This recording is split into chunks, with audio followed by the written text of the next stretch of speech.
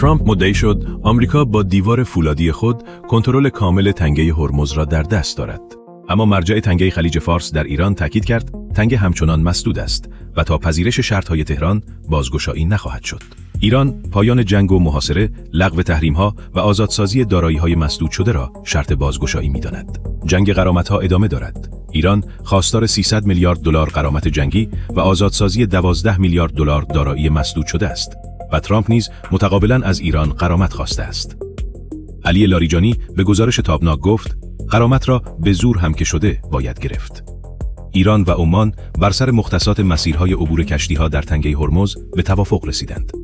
به گزارش خبرگزاری مهر، مقام‌های ایرانی تاکید کردند این توافق به معنای بازگشایی تنگه نیست. محسن نقوی، وزیر کشور پاکستان، در تهران با پزشکیان دیدار کرد و وزیر دفاع پاکستان از نزدیک شدن دو طرف به توافق صلح خبر داد.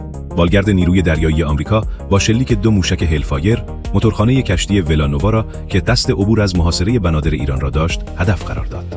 سنتکام از تغییر مسیر 59 کشتی تجاری خبر داد و تابناک این اقدام را حمله ارتش تروریست آمریکا خواند. رهبر جمهوری اسلامی فرمان ادغام ستاد کل نیروهای مسلح و قرارگاه مرکزی خاطرالانبیا را صادر کرد.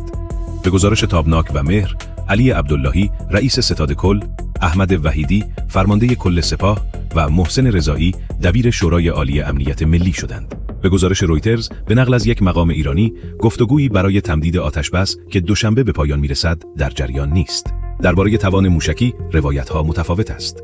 ترامپ میگوید 22% از توان موشکی ایران باقی مانده، اما سردار علیرضا شیخ اعلام کرد 75% توان موشکی و پهپادی کشور آماده است. لکه نفتی نفتکش روسیه کارولین بزنگی به سواحل جنوبی عمان رسید و تا 40 کیلومتر از ساحل را آلوده کرده است. درباره وسعت آلودگی روایت‌ها متفاوت است.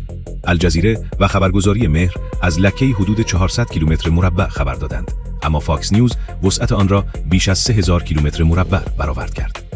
با کاهش امید به بازگشایی تنگه هرمز، قیمت جهانی نفت در یک هفته بیش از 10% جهش کرد و نفت برنت به نزدیکی 89 دلار رسید.